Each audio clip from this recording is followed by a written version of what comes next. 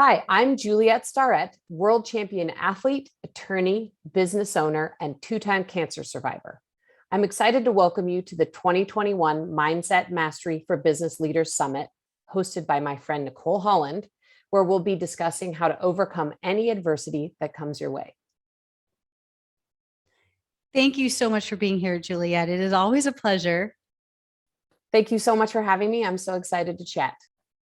So, Juliet, due to the limited time that we have today, I'd like to just really jump in at the deep end with you and discuss how you've successfully overcome many adversities that have come your way.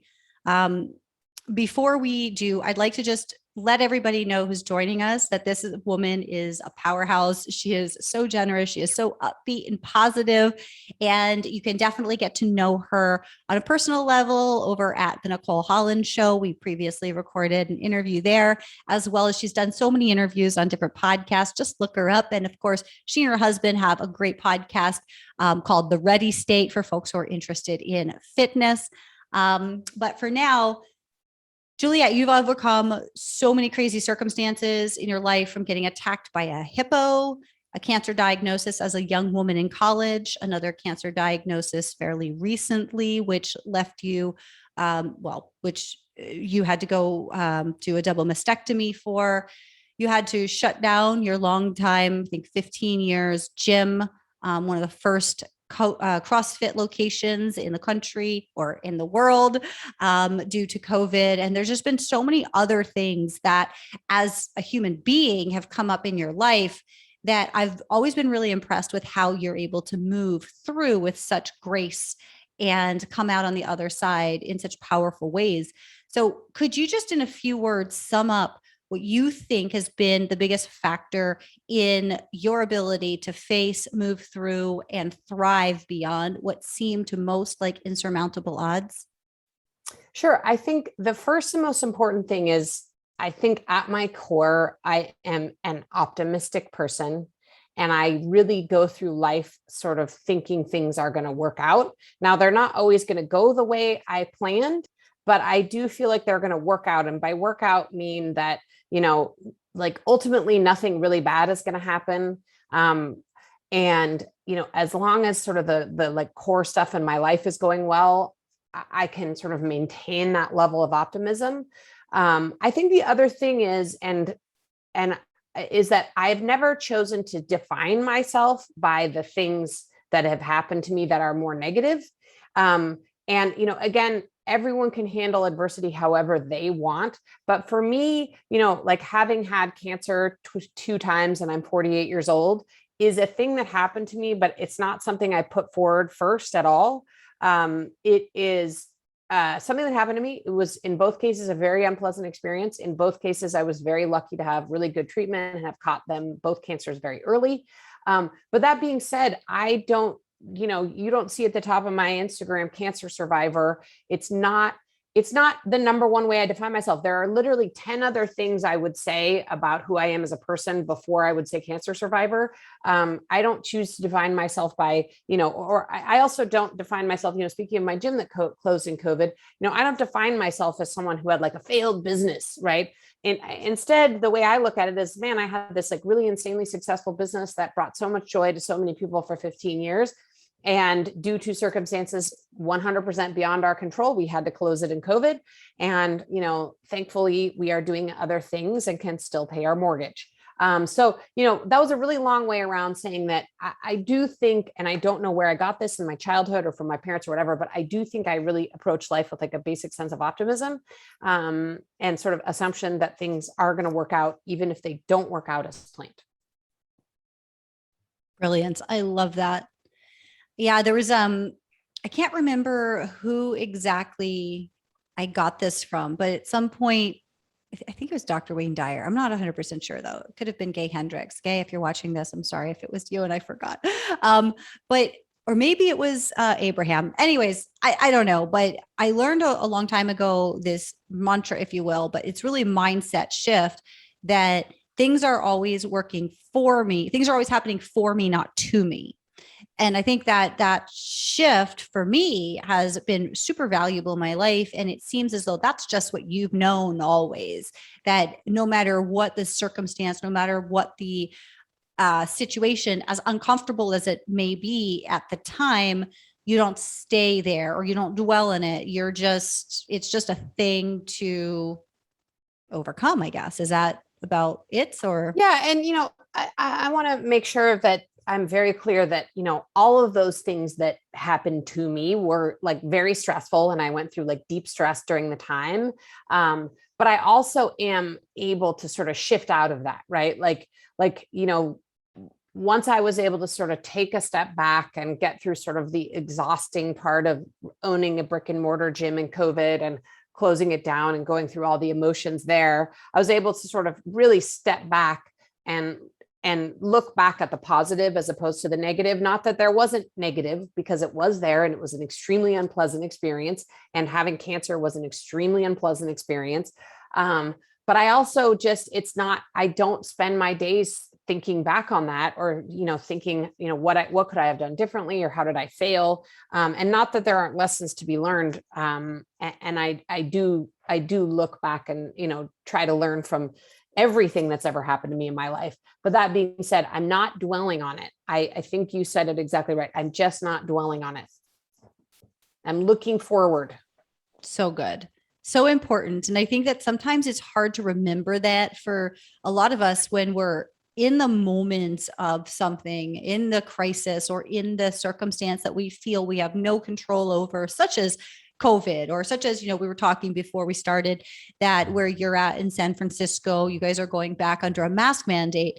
There's a lot of things that folks are dealing with as business leaders and as humans in general in these days, and always, that they can't necessarily control the circumstances, but taking control of their personal situation, I think, is so important. We often look outside at what's going on and gauge how we react or respond, and it's often reactive to the world around us, opposed to focusing in and getting clear on what is the most important for us, for our family, for our business.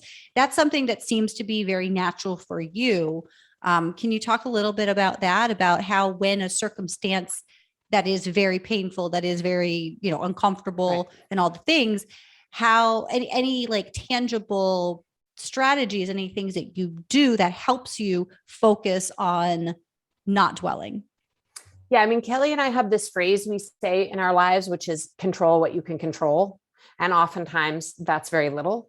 But I do find a lot of solace in that statement, because at my core, in addition to being an optimist, I also am a very controlling person.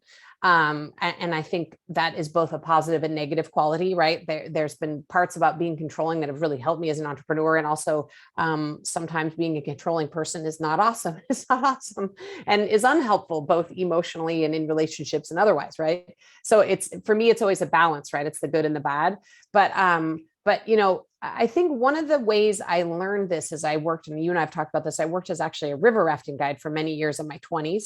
And one thing control what you can control becomes a very loud and clear thing in a river guiding situation, right? Like, yes, you can guide a boat and you can be very experienced and you can do all the practice, but on any given day, you never know what 6 people are going to show up in your boat and what their abilities are as paddlers. You never know, is the water going to be high or low today? Is there going to be an obstacle that you forgot about? You don't know what the weather's going to be like, right? There's always going to be these things in any guiding situation, which are 100% outside of your control and changing on literally on a day by day basis.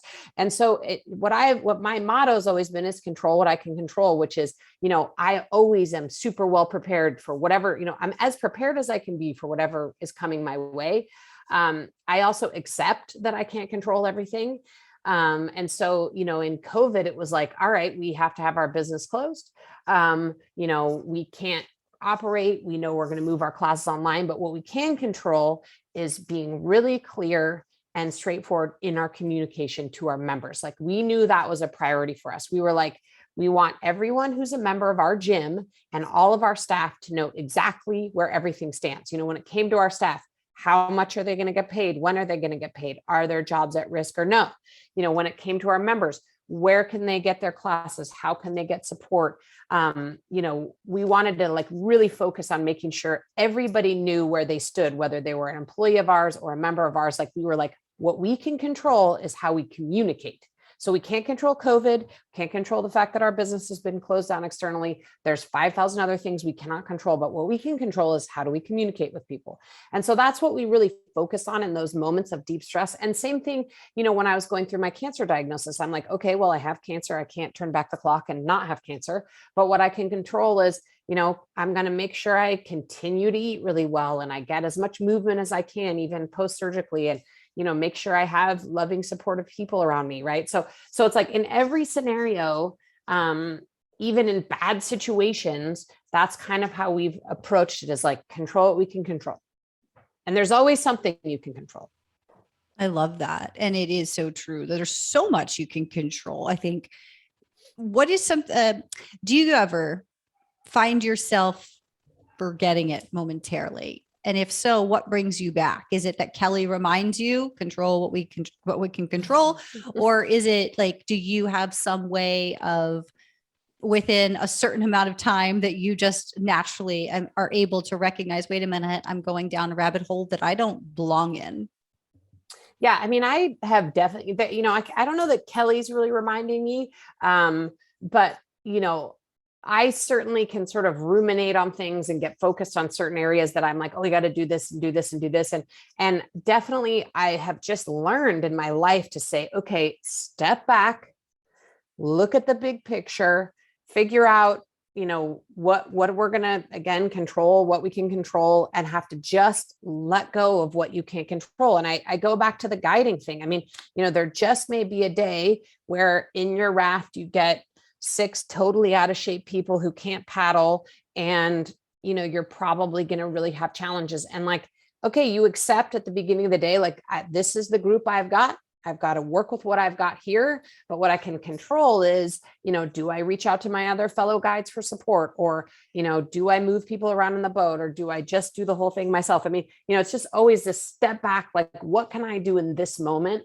And I think a lot of that is just like, honestly, self-talk, right? Like it sounds silly to say that, but just sort of like, okay, if I find myself sort of ruminating in the rabbit hole, I have to be like, Juliet, what can you control here?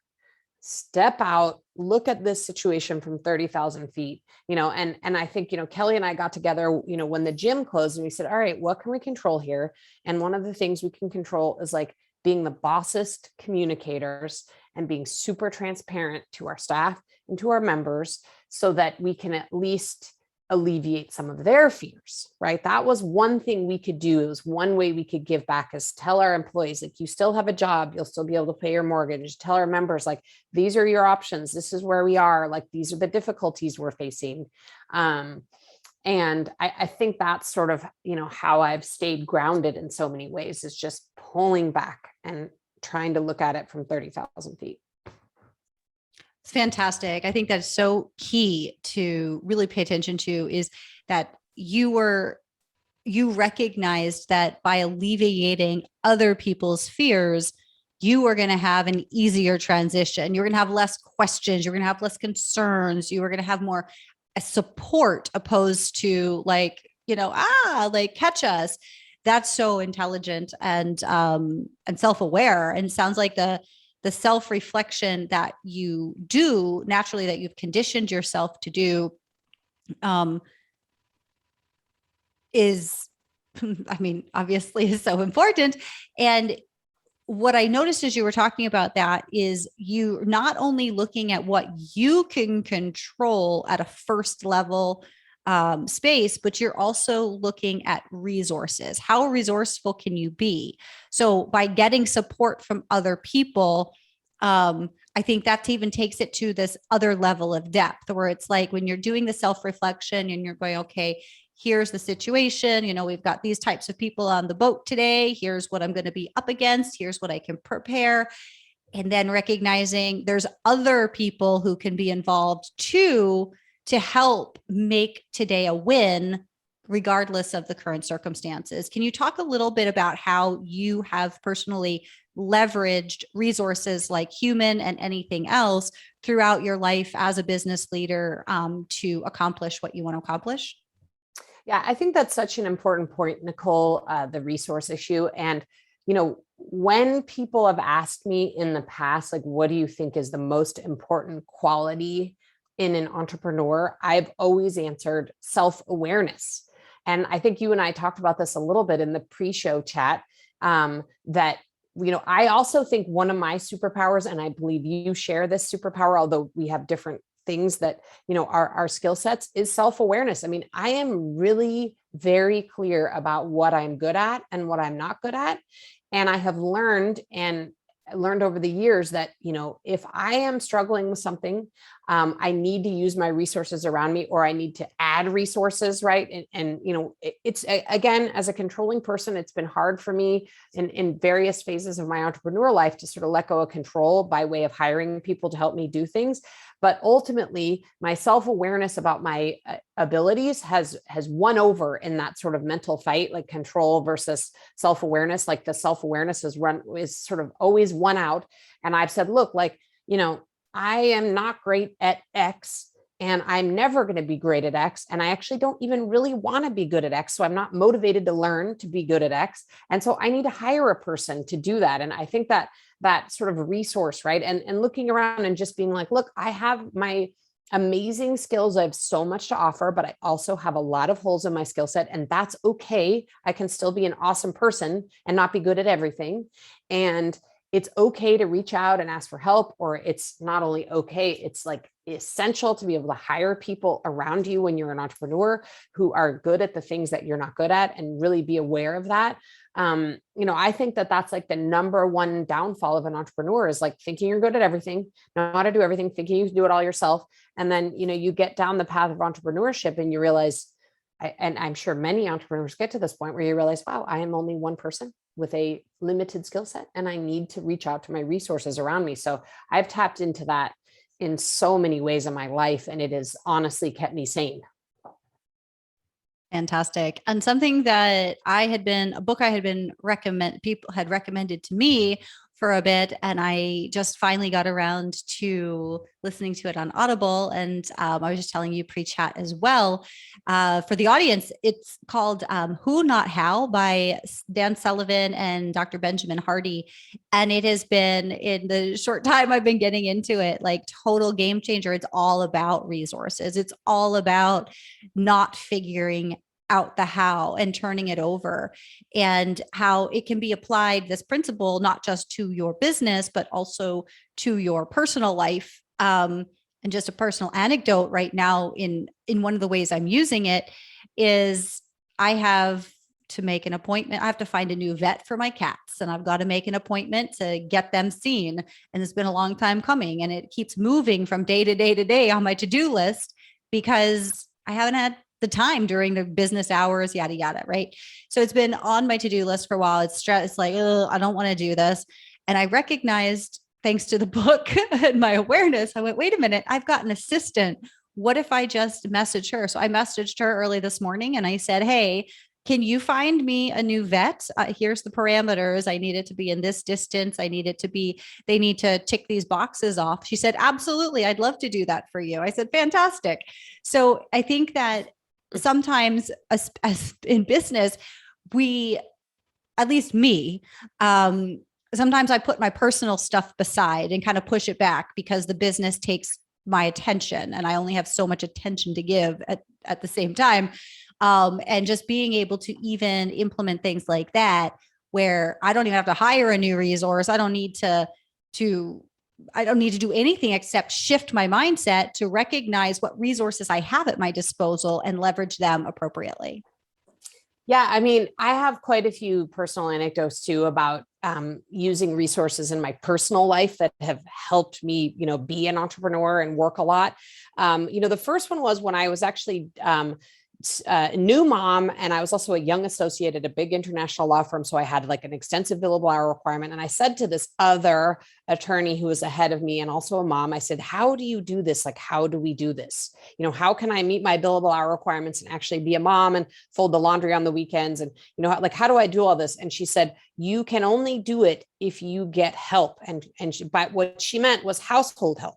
Like she said, look, we're not in a world where you can have two full-time working parents raising kids and also assume that you can shop for the food and do all the laundry and, scrub the toilets on the weekend. She's like, if you can choose to be a working mom, by choosing to be a working mom, you're also choosing that you need to hire household help. Like, you have to do that.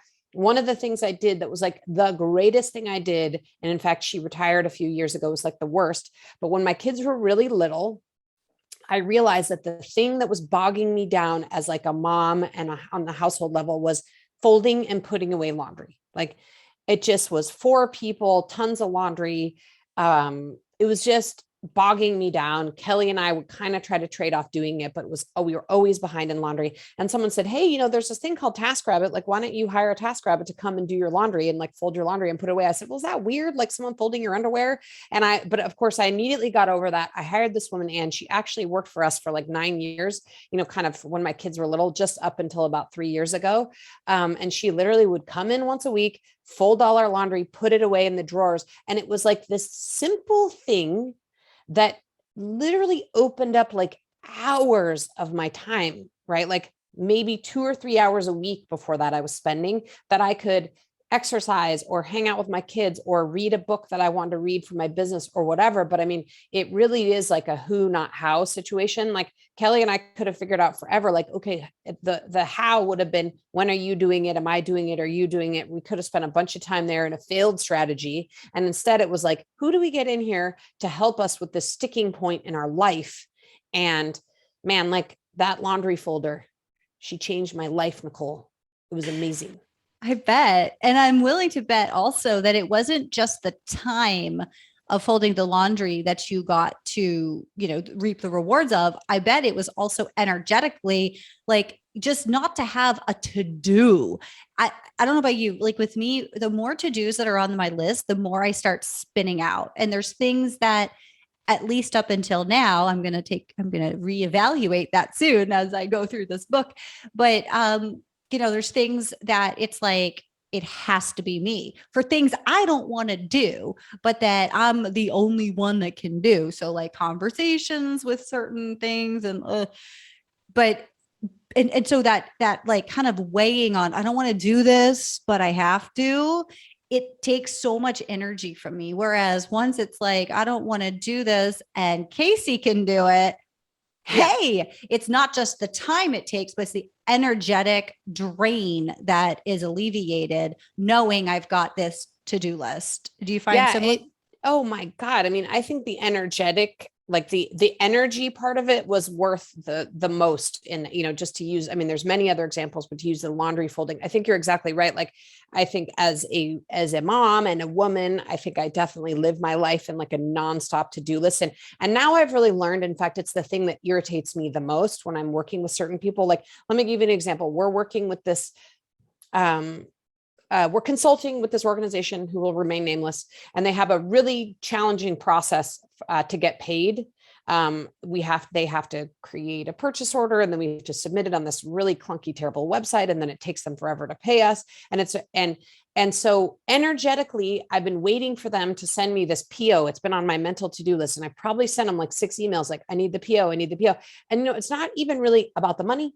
It's not even really about submitting the PO. It's about, how do I move this annoying thing out of my to-do list and free up space to actually think a creative thought or think strategically or whatever. So yeah, I've reached a point in my business where things that pull me out energetically, I find to be the most annoying thing, and I resist against it. And I start to get a little chippy with people if things aren't happening, such that I have to sort of have these things that are weighing on my mental to-do list. So I think anytime I can let go of those things, so that I have some space to think and be creative and think strategically, is like clutch. It's clutch. Totally.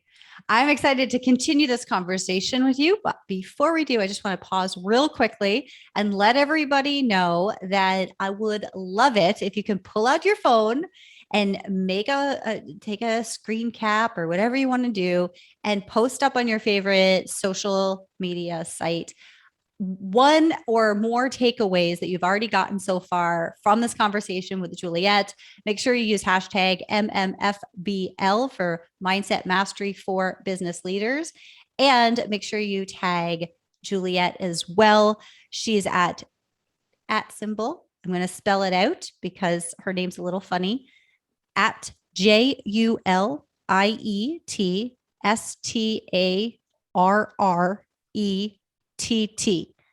Juliet Starrett at JulietStarrett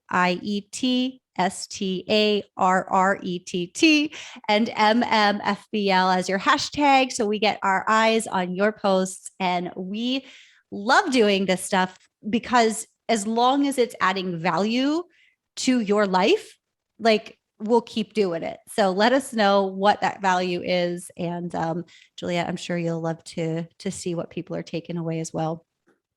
I look forward to seeing it. Yay. All right. So let's get back to it. Tell me about, if we can, like, I don't want to harp on the negative, but I feel like you just have so much value and process that you do naturally, like without really thinking about it. So if we could think about the situation during COVID with the gym, and if you can share a little bit about where the gym was in terms of, for folks who've never heard of you and Kelly before, if you could just give us a quick synopsis about your gym, because it wasn't just a gym, just another gym. Not that any gym is just another gym, but really, I mean, you guys are leaders. And I mean, Kelly's quite a celebrity in the space. So if you can just kind of give us a quick little, what was the gym, your brick and mortar, Yep. and at what point, like what was going on that got you to the point where you guys recognized this needs to stop and we need to not continue owning this, and the process by which you kind of made that executive decision and conveyed it, since transparency is so important to you and communication. And then also the outcome, if you can take us briefly through what after the fact you experienced. Sure. So Kelly and I founded San Francisco CrossFit in 2005. At that time, we were the 21st CrossFit in the world. So obviously early adopters of both CrossFit and also of the, what I would call boutique fitness model. I think people might forget that, like, before CrossFit, there were Globo gyms, yoga studios, and CrossFit. It's really been since the advent of CrossFit that we see SoulCycle and Barry's Bootcamp and Orange Theory and all these other boutique fitness models. CrossFit was really the beginning of that. So we were really on the early wave of CrossFit. We built that gym up to be one of the biggest and most visited gyms in the world. What we did really well was build a very strong community. I mean, we had members that were with us for the entire 15 years it was open.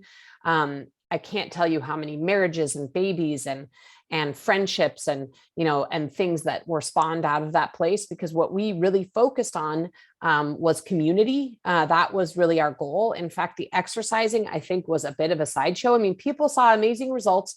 Their bodies changed, they got fitter and stronger and happier, but what really changed their life was the community. It was a place where people could, get a new job, land in San Francisco, not know a person, show up and that night have people to go out with because they met them at their CrossFit class. Right. So it really, I think what we did so well was create a space and a community of people, and all that under sort of this umbrella of like health and fitness and joy and happiness and fun.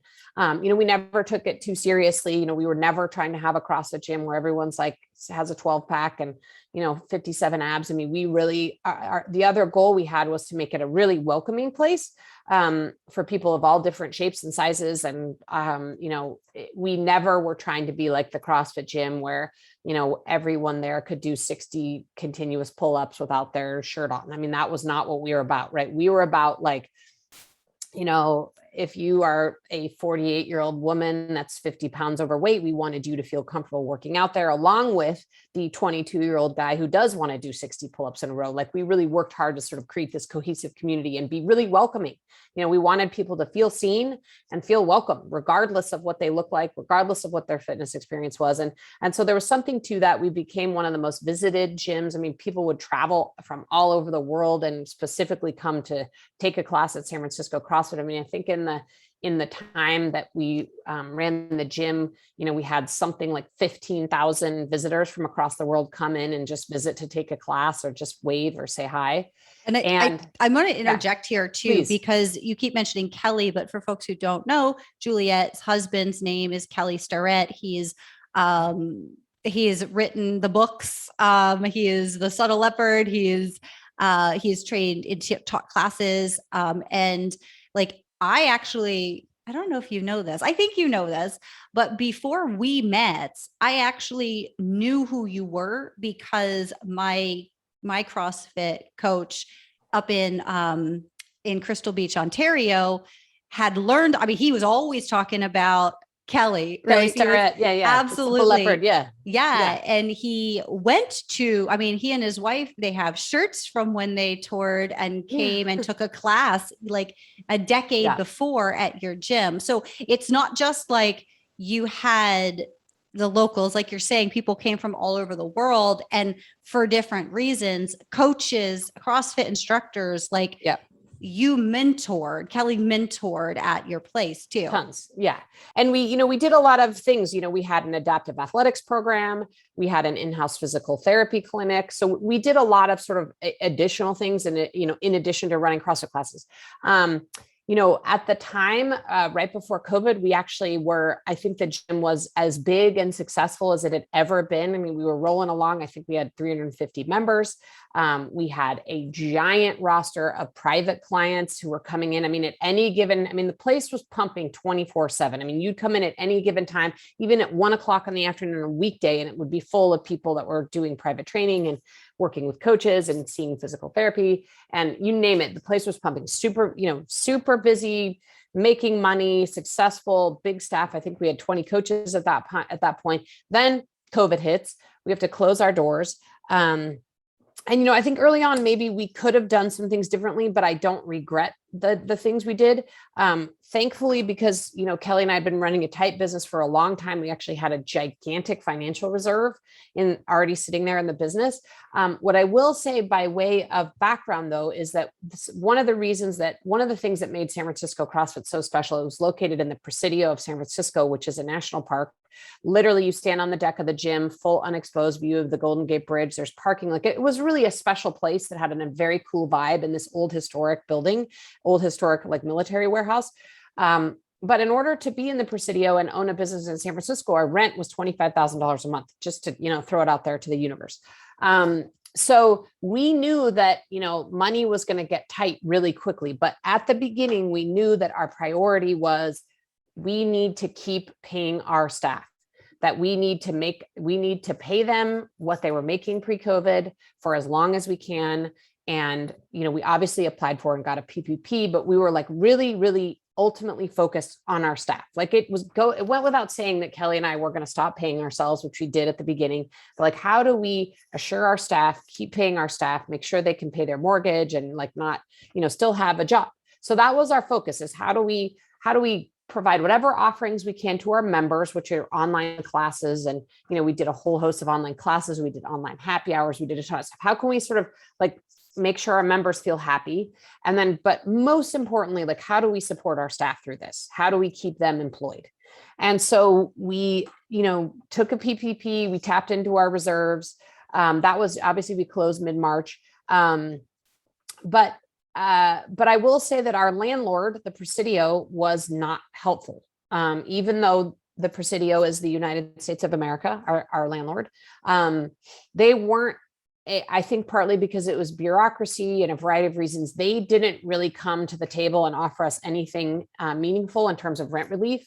And as everybody knows, the PPP, you had to spend 75% of it on salaries and only 25% of it on rent. So the PPP, for the little 2 months we had it, provided some relief, helped us support our staff. We had a little bit of income coming in, through ongoing memberships and people who were paying for online classes, but our revenue had dropped dramatically, obviously, since we were closed and only allowed to at some point operate 7-person outdoor classes. I think another thing that really got us down was we were up to 12-person outdoor classes in early September, and then the fires happened in San Francisco. So we couldn't work out indoors. We had to cancel our outdoor classes because we had fires. But starting in mid-September is when Kelly and I really started sitting down and saying, what are we doing? Because at that point, we'd used our entire PPP. We had already gone through a massive amount of our reserves, which, by the way, is when, people say there's reserves in the business. I mean, that's our money. Like, that's the profit of the business. That's me and Kelly's actual money. We were spending tens of thousands of dollars a month to keep our employees employed and, keep the thing alive and pay the rent. And we were just losing a lot of money. And at some point, Kelly and I looked at each other and we said, look, like, we've approached this entire gym up till now of like, how can we serve others and not how can we serve ourselves? So we were under a lot of stress. We were losing tons of money, like every month, like just watching money bleed out and bleed out. At some point, we looked at each other, which I think was like mid-September, early October. So we were almost 6 months into having a closed business. And we were like, how much do we as individuals, Kelly and Juliet, need to suffer financially and otherwise, stress-wise, in order to keep this thing alive? Like, I think a couple of times we looked at each other and we're like, what are we doing? Like, nobody else would do this. Like, nobody else. I mean, even some of my fellow other gym owner friends were like, what are you doing? Like, they all furloughed their coaches like day one, right? They're just like, they furloughed their staff. And so I think at some point we sort of realized, like, what are we doing? And why have we decided that it's on us to just lose tens of thousands of dollars? And while everybody else is making their normal salary and happy go lucky, right? Like, at some point we realized, like, what are we doing? We actually have to look out for us and our own interests. And someday we want to retire. And right. So I think we started having that conversation, but, it was a really hard final decision to make. But by mid to late October, we realized, like, what we couldn't see is a way out. Like, we were like, we don't see gyms being able to open in a meaningful way for a really long time. I mean, gyms didn't open fully in San Francisco until June of this year. June, like 2 months, like 6 weeks ago, they weren't fully open. So it was over a year. I think it was a year and 3 months that businesses were fully closed indoors, gyms in particular. And, now we're back with a mask mandate. So people are allowed to have clients indoors, but they're back to wearing masks. And I think we couldn't see a future. We were like, we don't see an out. We feel like we just felt like we were just going to keep bleeding out money until it was zero and have to file for bankruptcy. And we were like, didn't want to do that. And again, control, you can control. We just realized, like, what are we doing? Why are we trying to save a business that's just hand over fist losing money? Really hard decision to make, but we actually did make it pretty quickly. And we were able to get, we had to pay our landlord, the Presidio, a lot of money to get out of our lease. And, I will say one of the hardest things I've ever done is having to call my entire staff on a single day and let them all know that they no longer had a job as of 2 weeks from that day. And that was a horrible experience because, I do really sort of have a very mom tendency when it comes to my employees. I really care about their well-being and care about the fact that, like, they pay their mortgage and, put their kids in preschool and you name it. Like, I feel a really strong sense of responsibility. So that was a horrible experience. And then, and then also letting our community know was really hard because what I didn't realize, I think I knew we created this really solid, amazing community, but I think what people experienced when they learned we were closing the gym is, it for them was an institution. It was like their local Catholic church. Nobody thinks their church is going to close. You just assume your church will be open forever, always there. And I think people were floored. And one thing that Kelly did say to me, which helped me a lot, was he said, look, like, no matter how communicative we are, no matter how well we do this, no matter how transparent we are, no matter that there's a global pandemic that nobody control, he's like, we're going to come out of this looking like the bad guy, right? Like, people are going to be mad at us, and they're going to be mad at us because, we've taken away their job, or we've, taken away this institution that they feel that they deserve. And it's, their community. So that was actually just some good perspective. I mean, overall, people 100% understood and 100% were supportive and understood the circumstances and supported our decision. That was the vast majority of people. But there still were people who were really actually mad at us and really thought we were the villains in the situation. And I think thought, why won't you just continue losing $30,000 a month going forward, or whatever their thinking was. But we had to go into it with that perspective of like, we're not going to please everybody. We're going to super bum out a lot of people. They're going to think that we could have done more or done something differently. Like there's just no way that we could come out of this, like from a PR standpoint. Overall, people got it. I think they understood. I think they were sad. I think they supported our decision. I will say I haven't really ever looked back, especially now that I see that the mask mandate is back on in the Bay Area and everyone's having to mask up and let their customers know that they need to show proof of vaccination and show up with masks on. And so, I really feel for people who've owned brick and mortar businesses during this time. I mean, it's been a real struggle. And, fortunately for Kelly and I, we got through it. And as you and I discussed, when one door closes, other doors open, and plenty of other doors have opened for us now that we sort of have the mental bandwidth to sort of separate ourselves from being brick and mortar business owners. That was a really long answer. But that's sort of what went down with the gym and COVID. Well, thank you so much, first off, for sharing so candidly. That was definitely more in depth than I expected. And I really appreciate it because you know what, these are things that folks don't talk about. And as business owners and business leaders, like, I think a lot of times people feel like you had mentioned before, you couldn't see a way out. Like this is what gets us caught up a lot. And one of the reasons that I decided I wanted to do this summit is because there are things that can be done and there are ways to see. And the more we expand our more personal development we do in addition to professional development, the more we expand our awareness and our mindset and allow for opportunities and for wisdom from other people's experiences to come in, the easier it is for us to make these kinds of decisions that are very difficult. And recognizing, I mean, there's just so many things that you said in there that I can relate to, and I'm sure everybody listening can relate to. So thank you for the depth of expression. I really appreciate it. My pleasure. My pleasure. So I've got one more question before we wrap up, because I am aware of the time and we don't have all day, although I wish we did. So when you made that decision and went through all of that, you talk about doors opening. Something that you have done, you and Kelly have done magnificently for a very long time, is creating your online brand. And recently you did a rebrand, but it's still your online brand. So you already had this other business, this other online business at the same time that you were running as the gym. And can you talk a little bit about when you shut down San Francisco CrossFit, you pivoted, you put more attention into the Ready State, if I'm not mistaken, and you amplified what you were already doing really well. You already had a profitable online business, and I think you just kind of really cranked it up. So can you talk a little bit about that, the pivot point, and what your outcomes in a positive way have been since the pivot, and just conscientious of the time? Sure. Yeah. I will say that I didn't really realize, because I've always run two businesses at the same time. I didn't realize how much of a sort of distracting work day that would create for me, because at any given moment I'd be doing something for the Ready State, and then I'd have to there'd be a fire drill at the gym. I'd have to pivot my attention. So I just felt like, in retrospect, especially looking back, I was just back, forth. Like my attention was always being pulled in so many directions that it was really hard for me when it came to the Ready State to really focus on like strategy and what are our long-term goals and how are we going to get there? And, kind of the big picture stuff, I struggled.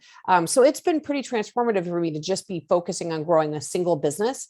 Part of it, I'm sure, is COVID. We grew over 40% as a business year over year in the last year, and we're continuing to grow rapidly. And I think it's twofold. I think part of it was COVID, right? We were in the right place at the right time. We already had an established do it at home, self-care business that was perfectly set up for a COVID environment with people being stuck at home on technology. But I secondarily think another big factor of it was actually having my full-time attention for the first time ever on the business and just actually being able to focus. So, that was a really important pivot point. And, I think, we're up revenue wise. I've actually had the time and attention to focus on my team and making sure I have the right people. Speaking of the who, I have the right people in the right positions. I've been able to spend more time focusing on strategy and long-term goals. One of the things I'm working on, which we talked about in the pre-call, is it time as a business for us to set up an advisory board? So I actually have the time and bandwidth to sort of think about that, and will have the time to set it up when I decide I'm ready to press play. So I think there's just a lot of both business metrics and then sort of energy, time metrics, psychological metrics for me. And also just a little bit of breathing room. I mean, it was a lot of years of doing too many things and having too much going on for a single human, and for Kelly and I as a couple. So, I can see already the business and like happiness benefits of just being able to focus on running and growing a single business. Outstanding. Well, thank you so much. And as we say goodbye, any final words of wisdom you'd like to leave the audience with? I mean, I just think the theme of this conversation, Nicole, has been about the who, given this book. And I think, make sure you know what you're good at and surround yourself with people who are good at the things you're not good at. And I think that's really a recipe for success in all business. Wonderful.